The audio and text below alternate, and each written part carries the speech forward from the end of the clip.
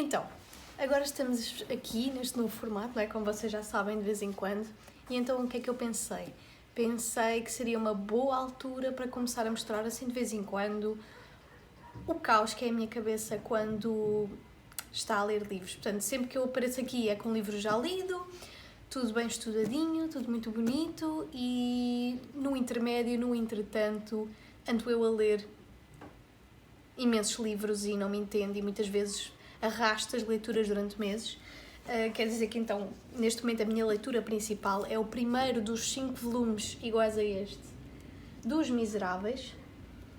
Portanto, comecei a ler Os Miseráveis, estou a gostar muito de ler. Esta é uma edição em 5 volumes do Círculo dos Leitores, muito bem traduzida e, portanto, está a ser uma ótima experiência, uma ótima leitura que, obviamente, depois eu falarei com mais assertividade, digamos assim. Outro livro que eu estou a ler é o A Sangue Frio, do Truman Capote.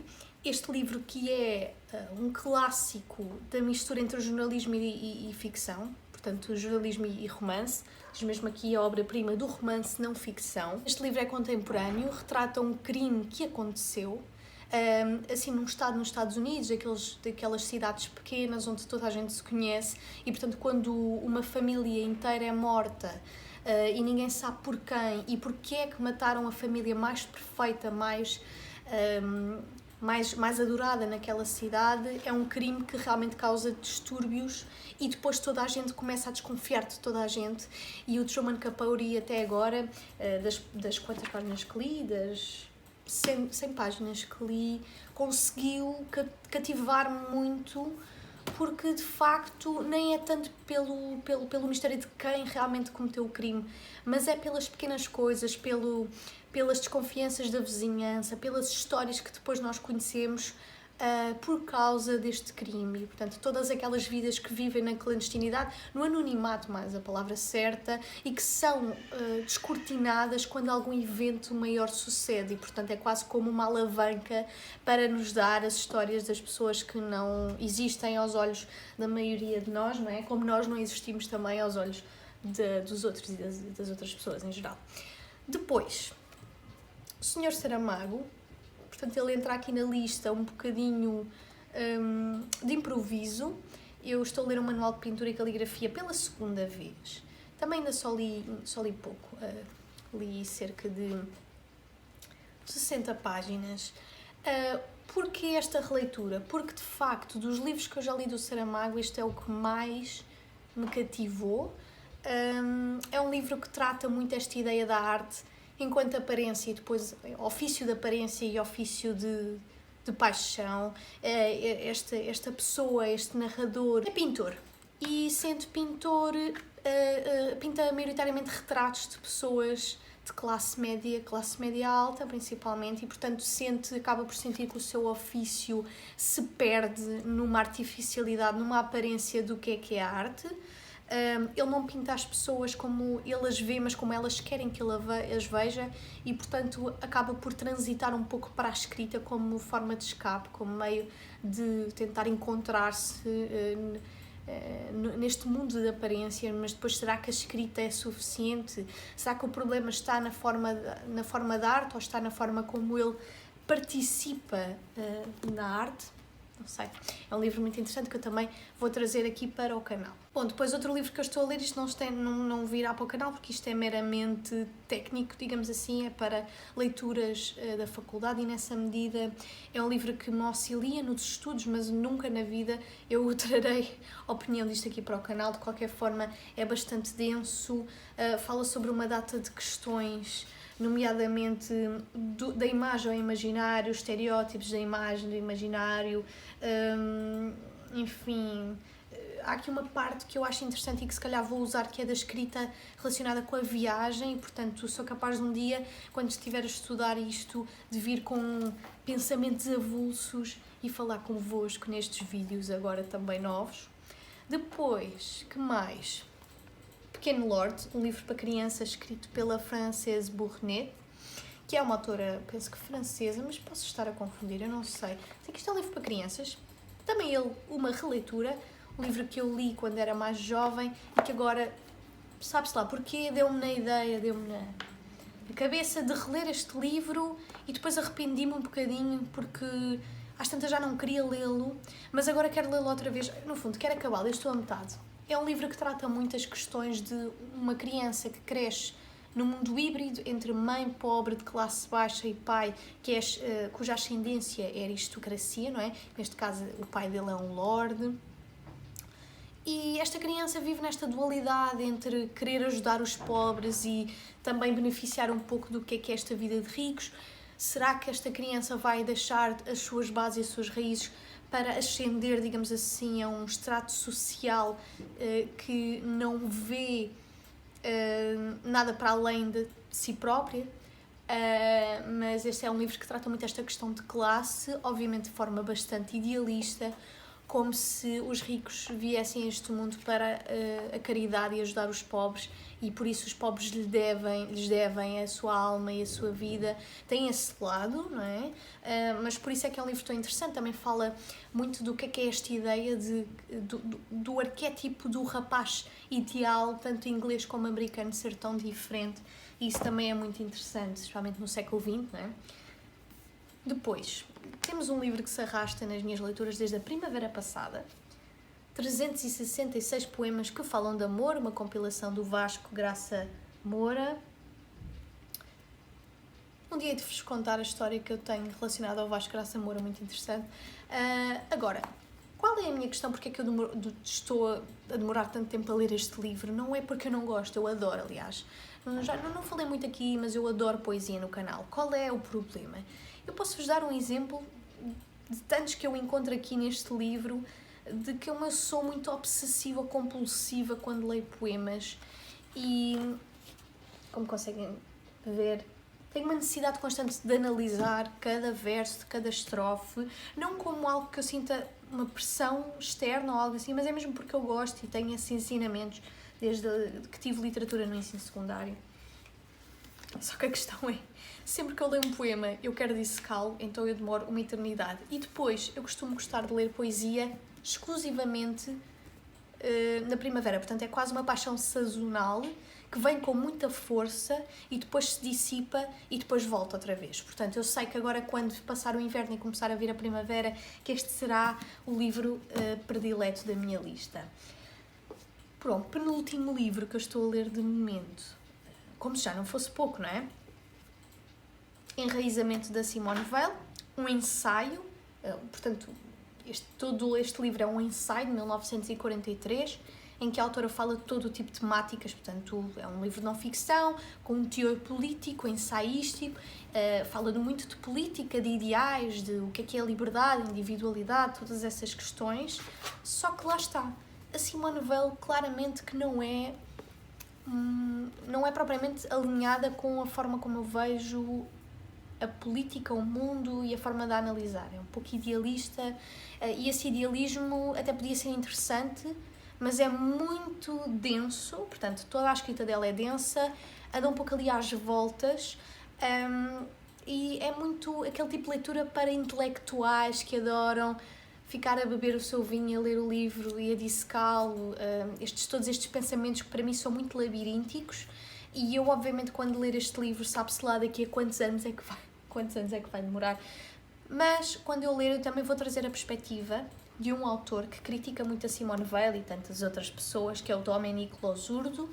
Ele critica muito as linhas de raciocínio neste livro e, portanto, eu tenho muito interesse em ler este livro e depois ler uma parte do livro do Losurdo onde ele fala exatamente da Simone Weil, porque assim até fica mais interessante. Último livro, que também é uma leitura que se arrasta já há alguns meses, não porque esteja a ser má, pelo contrário, é uma leitura que me surpreendeu grandemente, mas simplesmente eu comecei a lê-lo numa fase em que eu estava um bocadinho com uma obsessão com ficção científica, por causa de uma série que eu estava a ver, e depois comecei a ler este livro e ele acaba por não pegar muito pela ficção científica em si, portanto ela existe, ela permeia o livro, é a base da construção da narrativa, mas este livro é muito mais para além do que isso, portanto, não que só ser isso seja mau, mas é que o que me surpreendeu foi que há muito uma discussão aqui em relação a profetizar religiões por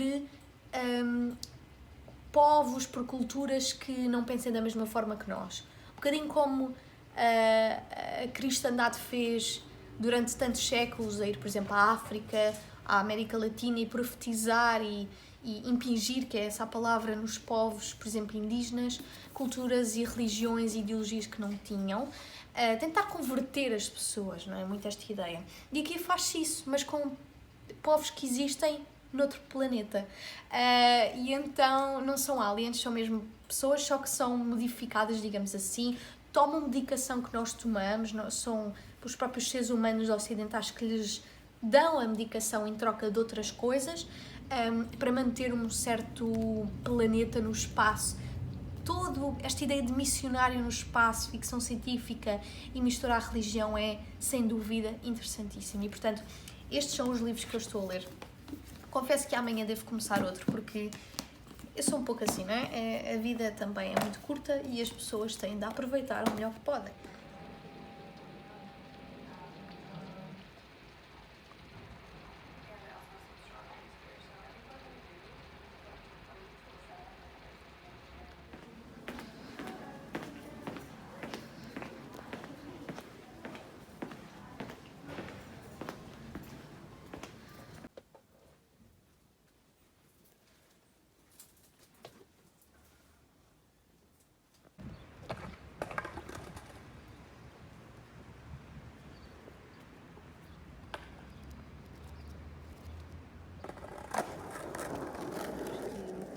Hoje é dia 24, comecei a ler este livro, que... A gata está ali a fazer barulho, tudo bem? Que comprei na Livraria Solidária, embora tenha encontrado este livro muitas vezes na Feira do Livro, na banca da Antígona. Stig Dagerman é um autor sueco. Este livro, Vestido Vermelho, A Flame to a Moth, okay, acho que é assim que se escreve em inglês e tem outras traduções. Esta aqui foi traduzida pela Irene Lisboa, o que é incrível. Era uma autora portuguesa do século XX. Eu comecei a ler o livro ontem à noite. Apetecia-me algo meio que sombrio. É um bocadinho ligado, é só em contexto, um bocadinho ligado a um filme que eu vi agora recentemente, mesmo no outro dia, do Ingmar Bergman, que se chama Fanny e Alexandre, que eu depois posso vir falar um bocadinho sobre ele, e estava-me a apetecer estar um bocadinho nessa vibe, como se costuma dizer. Pronto, isto aqui é uma introdução, algo que eu gosto muito, depois hei de vir cá ver, a meio do livro. E eu já estou aqui a tomar notas porque, não sei se vocês conseguem ver que eu sublinhei avermelhados, avermelhada, vermelhos, depois começo a sublinhar negros, e depois aqui branco, preto, branco. Portanto, começo a sublinhar quando o narrador se utiliza de cores para exprimir sentimentos. E vocês perguntam-me como é que eu cheguei a essa conclusão. Quer dizer, eu comecei a ver no início, na primeira página, avermelhado, vermelho várias vezes, achei estranho. Depois comecei a reparar que na segunda página vinha, aqui a introdução, vinha o branco e depois o negro e depois a mistura entre os dois. E aqui no final, porque isto é a história de um menino que perde a mãe e o marido, portanto, o pai do menino, e há aqui esta cerimónia fúnebre, e depois há aqui uma passagem que é o filho entorna algumas gotas daquele vinho amargo e quase negro no chão entre os próprios sapatos. E a partir desta passagem eu notei que se deixa de utilizar das cores, o narrador deixa de se utilizar das cores para se referir às coisas. E eu sinto que este entornar de um vinho tinto, que é uma mistura entre um vermelho e um preto, tem algo simbólico neste livro. E nessa medida escrevo logo aqui que é uma consciência final da transição da vida, que é o vermelho, para a morte, o preto, e que se unem, digamos assim, no chão, entre os sapatos do menino. E obviamente que isto vem tudo da minha cabeça. Portanto, eu aqui no início escrevo a simbologia de cada cor e acredito piamente nesta minha teoria. Se é verdade ou não, não interessa, mas o autor não tem nada a ver com isto, porque eu é que estou a ler o livro dele. Umas horas depois vim aqui e queria-vos dar um update na questão das cores e de sublinhar e tudo mais. Lembra-se de eu vos ter dito que realmente aqui há uma diluição do vermelho com o preto, ou com o negro, dito várias vezes de formas diferentes. A parte curiosa é que depois nós caminhamos por aqui e há uma referência ali ao talho. O talho que é tudo como antes, e há aqui uma ideia implícita de vermelho, portanto é uma cor implícita, não é? Atinente ao talho. E depois esta ideia também do luto, de porque é que o mundo continua como se nada acontecesse. E depois há a descrição do própria cerimónia, das pessoas que lá estavam, que eram as pessoas e tudo mais. E a dada altura o pai diz ao filho para ele não chorar mais. Não chores mais, meu filho. Ou seja, aceita que isto aconteceu e não há volta a dar. E é quando ele começa a aceitar que já temos aqui de novo referências às carruagens negras que chegam para levar as pessoas de volta à casa, à neve. Aqui uma ideia implícita de branco, de novo aqui o negro do cortejo, e esta neve que enterra todos os vivos e todos os mortos. Portanto, a ideia de uma cobertura, de uma cor que cobre, nesta fase de aceitação, seja o vermelho, o vivo, seja o negro ou o preto, a morte. E vemos aqui os sinais também vermelhos das lanternas que assinalam as obras na rua. Portanto, o mundo continua, o vermelho é a continuação, o que fica, o que está vivo. E depois continuarmos aqui o simbolismo do branco, da neve, que cobre tudo, seja o vivo e seja o morto. Portanto, acho que este autor realmente joga muito bem com cores.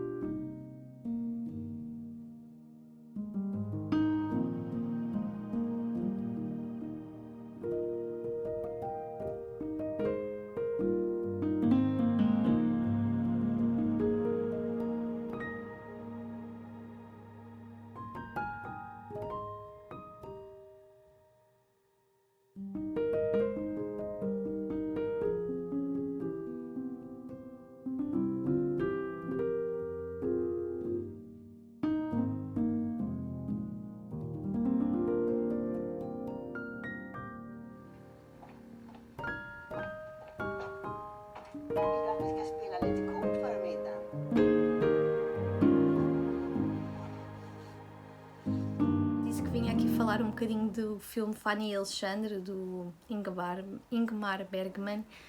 Não queria falar muito, queria só dizer que realmente é um filme maravilhoso. É o último filme dele, pelo menos a última obra cinematográfica e por inteiro do Ingmar Bergman, e que é um realizador sueco que assusta muita gente, talvez também por causa dos clipes que as pessoas costumam ver do filme Persona.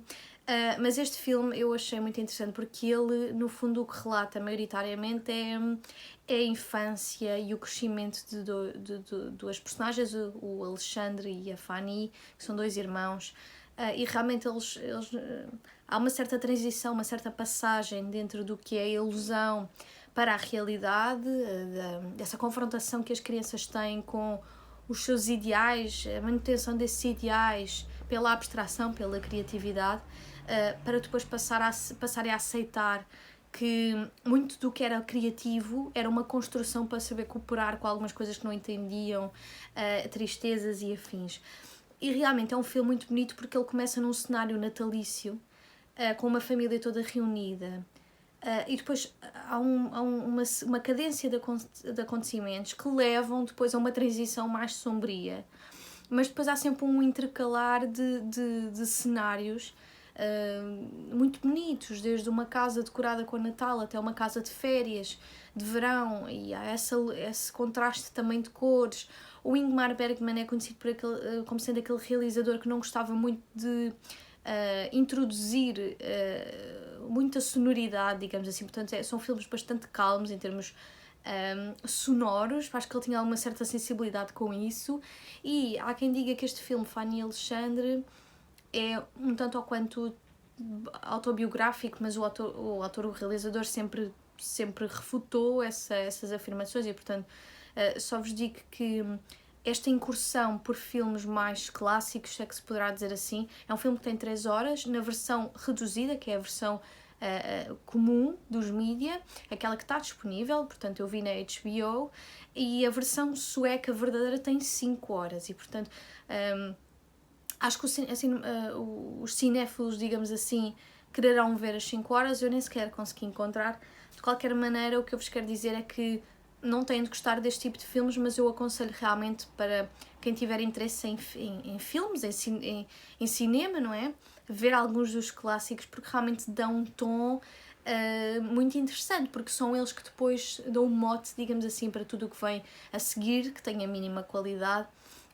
E o Bergman é, sem dúvida, um dos grandes realizadores da nossa história, do nosso tempo, e este livro, penso que... livro, lá estou eu. Este filme penso que seja dos anos 80.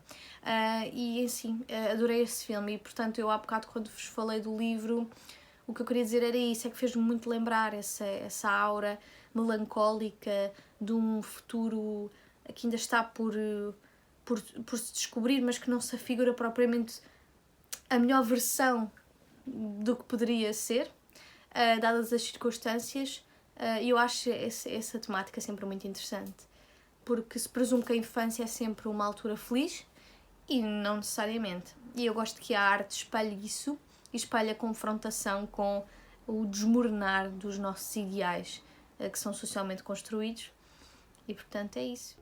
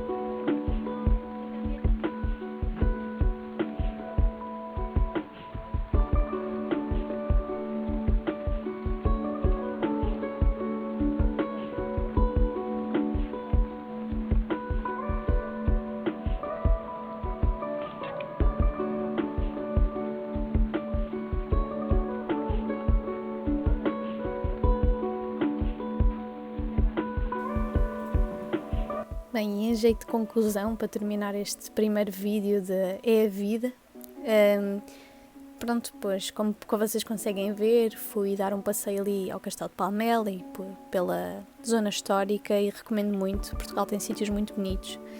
Sendo Palmela um deles, queria só desejar boas festas para quem celebra, um excelente começo do ano, e dizer-vos que queria agradecer especialmente às pessoas que vêem os meus vídeos, que estão aqui, que deixam um gosto, que comentam, que partilham.